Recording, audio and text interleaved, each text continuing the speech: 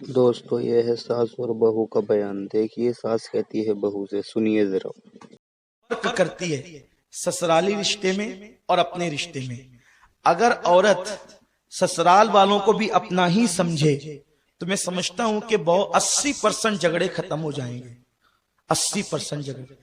औरतों को सबसे ज्यादा दुख और तकलीफ और परेशानी सास से होती है। उनके लिए सबसे तकलीफ देजात अक्सर सास होती है। लेकिन अगर औरतें ये समझे कि ये सास अगर न होती तो मेरा शौहर कहां से आता, सास ही के सदके में तो शौहर मिला है, उसी के बेटे का नाम शौहर है ना। लेकिन औरतें बहुत छोटे दिमाग से काम लेती है। उनको समझना चाहिए कि सास भी आपकी मां की जगह है। एक शख्स ने अपनी बीवी से पूछा कि बीवी ये बताएं कि सबसे दुनिया में खुशनसीब औरत कौन है, आप बता सकती हैं कौन है? तो उस वक्त उसकी बीवी ने जवाब दिया कि दुनिया की सबसे खुशनसीब औरत का नाम हव्वा है। शौहर ने ताज्जुब से कहा, वो कैसे?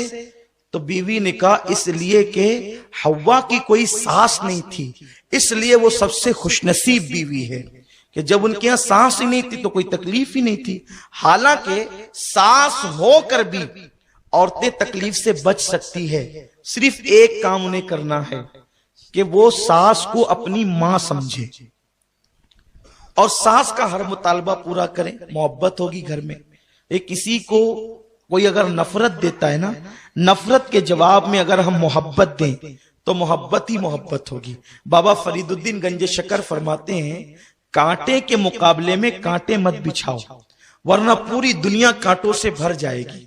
अगर कोई कांटा बिछाए, कोई कांटा हटाए तो फिर कांटे नहीं होंगे। यहां एक बात मुझे याद आती है अपनी गुफ्तगू आगे बढ़ाने से पहले। एक लड़की अपनी सास के जुल्म से तंग आ गई, इसलिए कि अक्सर सास का भी मिजाज होता है कि वो अपनी बहू को बहुत दुख देती है, तकलीफ देती है। लेकिन मैं जो सास यहां मौजूद है, जो मेरी बूढ़ी माएं बहनें यहां मौजूद है, जो सास बन चुकी है, जो अपनी बहू को तकलीफ देती है, मैं उनसे सिर्फ इतना कहना चाहता हूं कि अगर उस तेरी बहू की जगह तेरी बेटी होती तो क्या तू उसके साथ भी ऐसा ही करती? वो तेरी बेटी ही की जगह तो है। और सुनो, मेरे रसूल ने फरमाया, कमा तदीन तुदान, कि तुम जैसा करोगे वैसा ही पाओगे। तो तुम अपने घर में अगर बहू पे जुल्म करोगे तो तुम्हारी बेटी पर भी जुल्म होगा। तुम अपनी बीवी पे जुल्म करोगे तो तुम्हारी बहन पर भी जुल्म होगा। अगर सास अपनी बहू को बेटी की तरह प्यार दे तो वहां उसकी बेटी सुकून की जिंदगी गुजारेगी, वहां उसकी बेटी इत्मीनान की जिंदगी गुजारेगी। सुन लो, खुदा दूर नहीं है, खुदा करीब है। इसलिए कोई सास अपनी बहू पे जुल्म न करे। एक लड़की खातून अपनी सास के जुल्म से तंग आ गई। उसका खानदान बड़ा शरीफ था, शरीफ घराने की थी। वो माँ बाप के पास जब भी जाकर सास की शिकायत करती, माँ बाप कहते बेटी निबाह कर लो, बेटी सब्र कर लो, क्योंकि जो सब्र करेगा घर वालों की तकलीफ पर अल्लाह उसे हजरत आसिया के सवाब के बराबर सवाब अता फरमाएगा। बेटी सब्र कर लो। माँ बाप सब्र की तलकीन करते रहे।